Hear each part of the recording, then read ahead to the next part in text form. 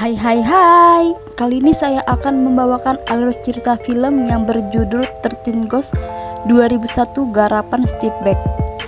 Ini adalah 13 Ghosts William Castle 1960.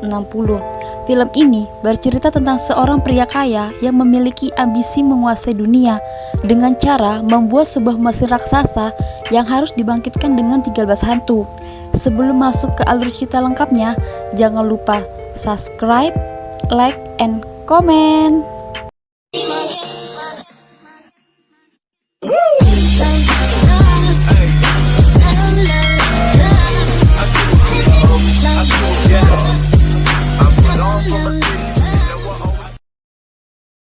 Cerita dibuka ketika Cyrus, pria kaya dengan sejuta rencana gila di otaknya, sedang melakukan pemburuan hantu, dan itu bukan pertama kali baginya. Sejauh ini, dia sudah mengumpulkan 11 hantu yang dikurungnya di dalam sebuah rumah kaca, dan malam itu, dia harus mendapatkan hantu ke-12 demi memenuhi syarat untuk membangkitkan sebuah mesin di rumah kaca miliknya. Kali ini, hantu yang dia buru adalah The Juggernaut, dengan tinggi 7 kaki dan memiliki banyak lubang bekas tembakan peluru. Cyrus dibantu oleh asistennya yang bernama Dennis dan timnya yang lain. Dennis memiliki kemampuan yang tidak biasa. Dia mampu melihat kilas balik atau masa depan kehidupan seseorang. Seperti saat itu, ketika Dennis menyentuh tanah, dia bisa melihat gambaran tragedi masa lalu yang pernah terjadi di tempat itu. Dennis bilang bahwa The Juggernaut ini bahaya karena semasa hidupnya dia sudah membunuh 9 orang dan 40 orang setelah menjadi hantu. Lalu sebuah kubus kaca mulai diturunkan. Itu bukan kubus biasa.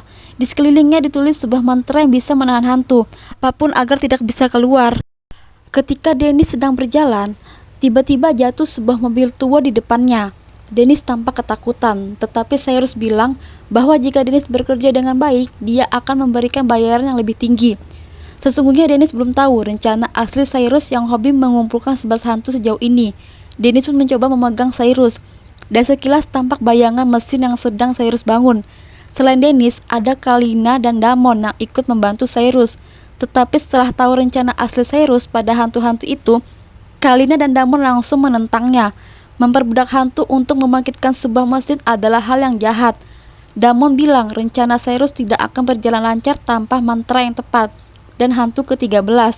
Mendengar ucapan Damon, Dennis langsung marah pada Cyrus karena dia dikontrak menangkap 12 hantu, dan seharusnya setelah The Juggernaut ditangkap, tugasnya dengan Cyrus malam itu selesai.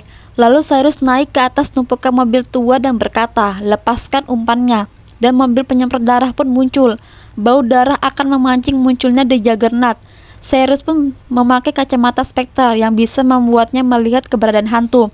Kubus dibuka dan mantra pemanggil The Juggernaut mulai terdengar. Tiba-tiba kemunculan The Juggernaut mulai tampak. Tumpukan mobil berjatuhan, beberapa tim dilempar dan dibunuh. Dennis yang menggunakan kacamata spektral bisa melihat sosok si The Juggernaut yang masuk ke dalam kubus kaca. Setelah The Juggernaut berhasil diringkus, Dennis menghampiri Damon yang sudah mati. Bukan hanya Damon, ternyata Cyrus pun terbunuh di antara tumpukan mobil. Kemudian scene beralih ke sebuah keluarga yang baru berduka karena kematian sang ibu yang bernama Jen akibat kebakaran di rumah mereka. Anggota keluarga yang tersisa adalah si ayah yang bernama Arthur, lalu si anak perempuan yang bernama Katie, Bobby si bungsu, dan Maggie si pengasuh. Setelah rumah mereka hangus terbakar, mereka tinggal di sebuah apartemen kecil. Maklum, Arthur hanya seorang pengajar yang tidak memiliki banyak tabungan. Tetapi hari itu adalah hari keberuntungannya. Seorang pengacara yang bernama Ben mendatangi apartemen mereka untuk memberitahu pamannya bernama Cyrus telah mewarisi harta kepada Arthur. Arthur mengaku bahwa dia tidak begitu dekat dengan Cyrus. Sewaktu kecil, dia pernah melihat pamannya itu, tetapi hanya beberapa kali.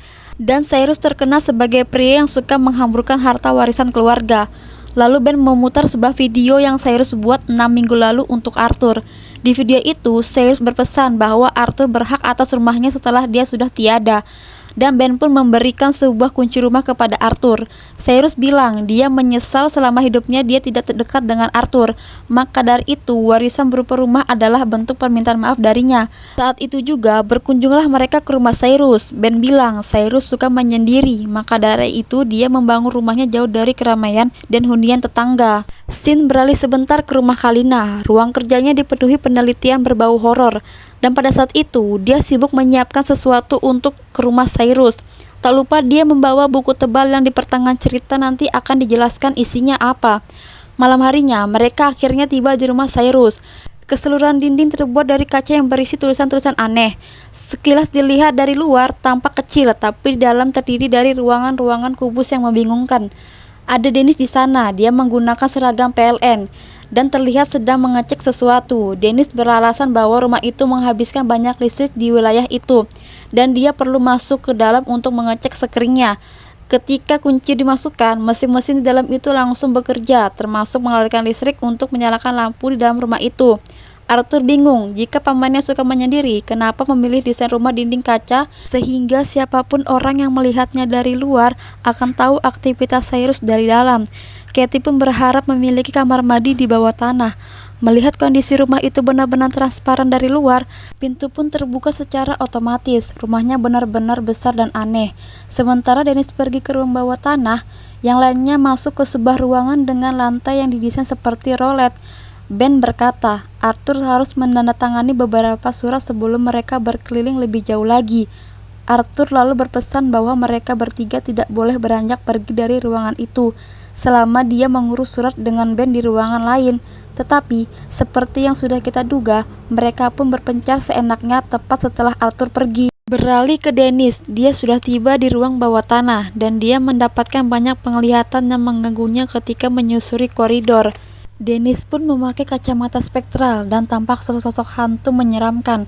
Ada hantu The Thorn Prince yang semasa hidupnya adalah bintang baseball di sekolah dan dia mati karena kecelakaan sewaktu balapan mobil.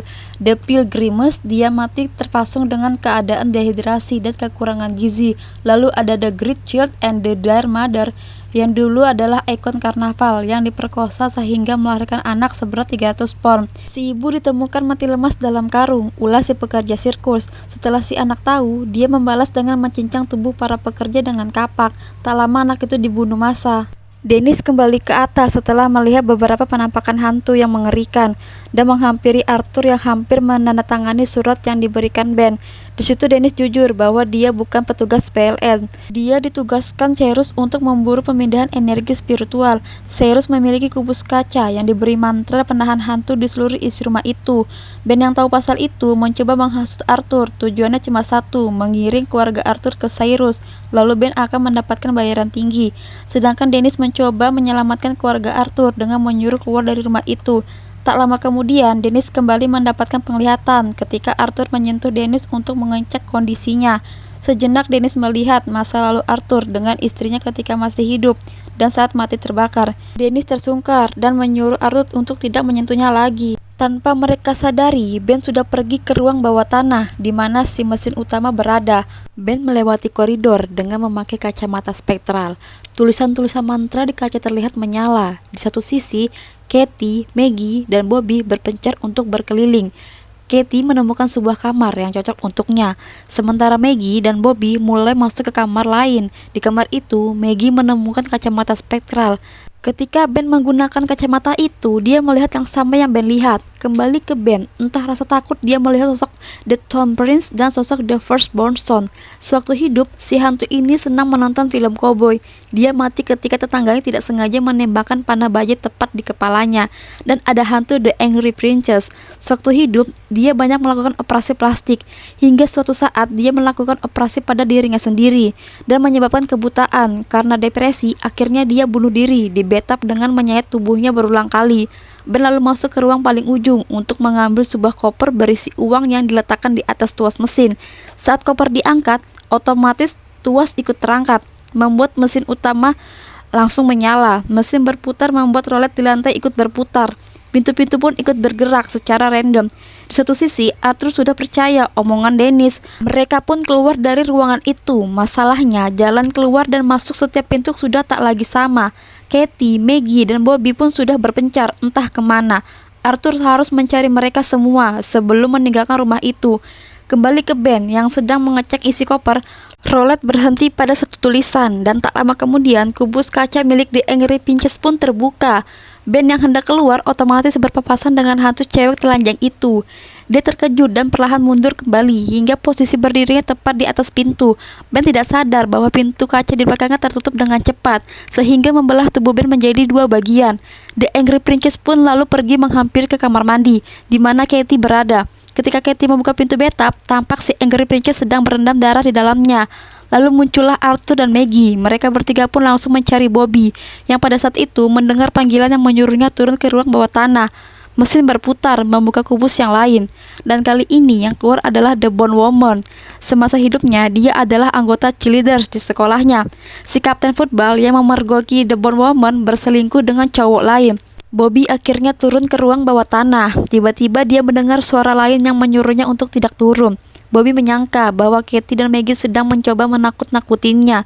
Karena penasaran, Bobby malah berkeliling di ruang bawah tanah itu. Sampai akhirnya dia melihat sosok The Bone Woman berdiri di belakangnya. Bobby berlari dan terjatuh. Tepat dekat kakinya ada sosok hantu lainnya yang baru saja keluar dari kubusnya. Hantu itu adalah The Torso. Semasa hidupnya, The Torso adalah penjudi berusaha kabur saat kalah bertarung. Dia mati karena dimutilasi oleh seseorang pengusaha kerja. Arthur, Maggie, dan Katie kebingungan saat mencari jalan keluar yang sudah berubah lagi. Kaca mantra itu terlalu tebal untuk dihancurkan oleh Arthur. Bahkan teriakan suara manusia tidak bisa menembus kaca itu. Hingga percuma saja Arthur berteriak memanggil Bobby. Katie dan Maggie di sini masih belum percaya dengan cerita Dennis bahwa rumah itu dijadikan sarang hantu oleh Cyrus. Kemudian Dennis memberitahu jika mereka ingin melihat hantu, mereka harus memakai kacamata spektral. Sampai akhirnya Arthur ingin turun ke ruang bawah tanah, tetapi Dennis langsung melarangnya. Karena di bawah tanah itulah para hantu dikurung. Dan sejauh ini yang mereka tahu, hantu itu masih aman di kubus masing-masing. Arthur kemudian membuat perjanjian jika Dennis membantunya mencari Bobby, dia akan membayar semua hutang Cyrus kepada Dennis karena bayaran terakhir yang harus Dennis terima tertunda karena kematian Cyrus. Dennis melanjutkan dan turunlah mereka ke ruang bawah tanah. Sementara itu, Bobby tergeletak pingsan karena melihat dua sosok hantu secara berturut-turut. Kemudian dia terbangun dan kembali suara yang menyuruhnya kembali ke atas menemui ayahnya. Ternyata suara itu berasal dari arwah sosok ibunya yang mati akibat kebakaran. Si ibu dijuluki hantu The Wither Lover. Berbeda dengan hantu lainnya, The Wither Lover adalah sosok hantu yang tidak memiliki rasa dendam. Tanpa Bobby sadari, di belakangnya ada sosok Cyrus yang langsung menerkamnya. Beralih ke Dennis dan yang lainnya. Tiba-tiba Arthur menyuruh mereka berpencar agar tidak membuang waktu.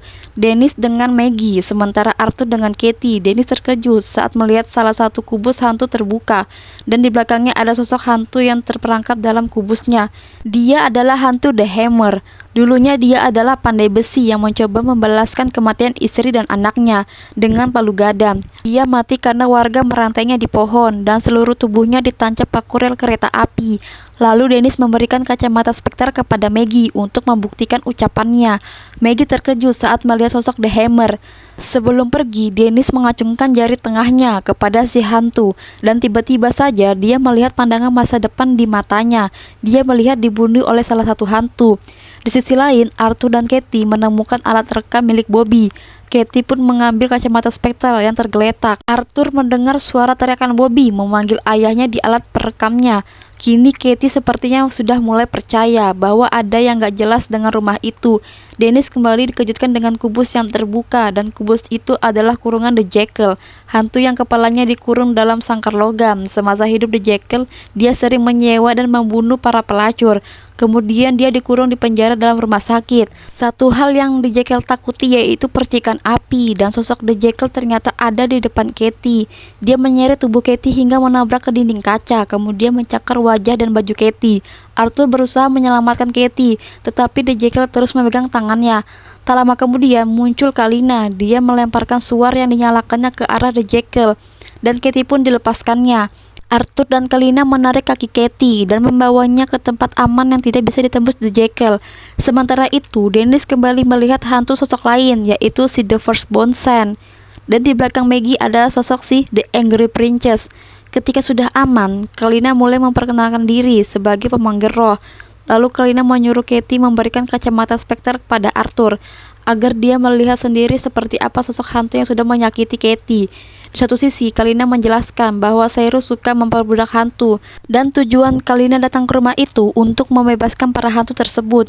Kemudian Kalina mengeluarkan buku tebal yang dibawa pas di awal cerita. Buku itu disebut Arcanum. Banyak yang mati dalam usaha mengambil buku itu, dan Kalina termasuk yang beruntung karena berhasil menemukannya. Penulisnya adalah seorang astrolog abad ke-15 bernama Basilius.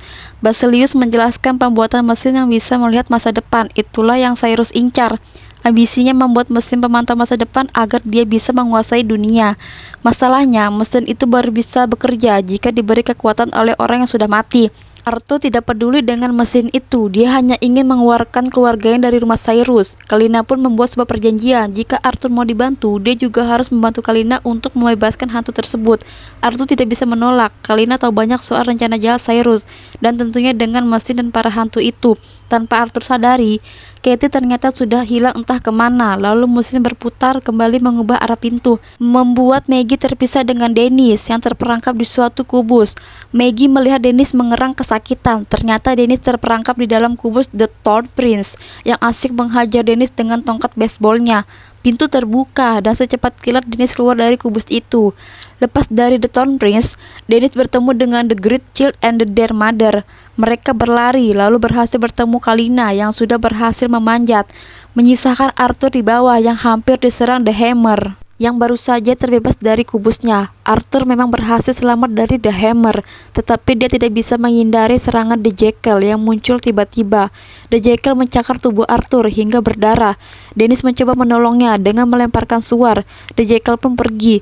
Setelah The Jackal, di ujung koridor muncul The Pilgrims, tetapi mereka berhasil masuk ke sebuah perpustakaan yang dikelilingi kaca penuh mantra. Di sana Dennis dan Kalina saling berdebat karena dengan bodohnya dia mau membantu Cyrus membangun sebuah rencana gila. Di situ Kalina bertanya kepada Dennis apa dia sudah memberitahu Arthur soal hantu keempat itu adalah istrinya, The Wither Lovers. Cyrus dan Dennis memburu hantu istri Arthur di rumah sakit St. Luke's 6 bulan yang lalu. Sontak Arthur menghajar Dennis. Di situ Kalina kembali menjelaskan soal buku Arcanum. Pada intinya, rumah itu adalah sebuah mesin dan ada 12 hantu yang terjebak di dalam rumah itu. Hantu-hantu tersebut mewakili zodiak hitam. Hantu pertama adalah The Firstborn Son, yang kedua ada The Torso, yang ketiga ada The Bone Woman, yang keempat ada The Withered Lovers, yang kelima ada The Thorn Prince, yang keenam ada The Angry Princess, yang ketujuh ada The Pilgrims, kedelapan dan kesembilan ada The Great Child and Their Mother, yang ke-10 ada The Hammer, yang ke-11 ada The Jackal, yang ke-12 ada The Juggernaut. Setiap hantu memberikan energinya masing-masing untuk menghidupkan mesin yang bernama Ocularis Infernum, yang berarti mata neraka. Di buku itu disebutkan jika ada yang menguasai Ocularis, dia adalah orang yang paling kuat di bumi. Lalu Dennis ingat ucapan Damon soal hantu ke-13. Kalina bilang hantu ke-13 adalah hantu yang rela berkorban, pengorbanan dari hati yang patah, the broken heart. Jika Arthur mengorbankan dirinya untuk menyelamatkan Katie dan Bobby, artinya dia adalah hantu ke-13. Si mesin mungkin akan berjalan sesuai keinginan Cyrus. Setelah semua hantu lengkap, tetapi keberadaan Kalina di situ untuk menghentikan si mesin. Hal yang Kalina bisa lakukan adalah meledakkan si mesin, karena fokus utamanya itu. Kalina ditemani Maggie ke ruang mesin, sementara Arthur dan Dennis mencari Katie dan Bobby dengan perlindungan kaca berisi mantra. Ketika sudah sampai di ruang mesin, tiba-tiba Cyrus muncul, dan sontak Kalina langsung menghajar Maggie dari belakang. Ternyata selama ini Cyrus memalsukan kematiannya, sehingga dia mudah untuk menarik seluruh keluarga Arthur untuk datang ke rumahnya, dan dijadikan sebuah perlengkapan ritual, mesin Ocularis. Setelah Maggie pingsan, Kalina si pengkhianat langsung mencium Cyrus. Makanya Kalina setia untuk membantu Cyrus untuk membangun mesin itu. Dia yang bersusah payah mencari buku Arcanum, bahkan yang membunuh Damon adalah Kalina sendiri. Beralih ke Dennis dan Arthur. Di ujung koridor ada The Hammer yang siap menyerang mereka. Dennis pun langsung menyelamatkan Arthur, sementara mengorbankan dirinya sendiri diserang oleh si Hammer. Dan sialnya, kubus terakhir pun terbuka, muncul si The Juggernaut di ujung koridor. Bayangan Dennis atas kematiannya benar-benar terjadi. Dennis pun mati mengenaskan. Cyrus sudah memasang mantra para hantu dari buku Arcanum untuk berkumpul di ruangan roulette. Semua hantu otomatis langsung menghilang dan berpindah. Dan terakhir muncul si The Wither Lovers. Arthur melihat dengan jelas bahwa memang betul arwah istrinya masih terkurung dalam ruangan itu. Sama seperti yang lain, The Wither Lovers pun langsung menghilang setelah Cyrus selesai memasang mantra pemanggil. Dia pun keluar dari ruangan mesin dan meninggalkan Kalina tergencet di antara ruang kaca. Pada intinya, Kalina hanya dimanfaatkan oleh Cyrus. Arthur sudah tiba di ruangan roulette dan muncul kedua anaknya dari bawah lantai roulette itu dengan dikelilingi 12 hantu yang berhasil Cyrus kumpulkan. Arthur marah keluarganya dijadikan tumbal oleh pamannya sendiri. Keduanya pun terlibat baku hantam dan pada saat itu Maggie tersadar dan langsung menghancurkan kinerja si mesin dengan merusak rekaman mantranya. Akibatnya mesin rusak dan para hantu menyerang Cyrus. Diangkatnya tubuh Cyrus lalu dilemparkan di tengah roulette. Lalu Arthur melihat arwah Dennis yang menyatakan bahwa kematian Cyrus bukan akhir dari segalanya. Arthur harus menyelamatkan kedua anaknya di tengah roulette, dan Arthur pun berhasil melakukannya. Dia melompat ke tengah roulette. Sementara itu, mesin hancur dan terpental ke segala arah, dan membuat kaca di rumah itu hancur seketika. Para hantu pun terbebas keluar dari rumah itu. Mereka bertiga melihat arwah ibunya. Sang ibu terbebas dan pergi meninggalkan mereka.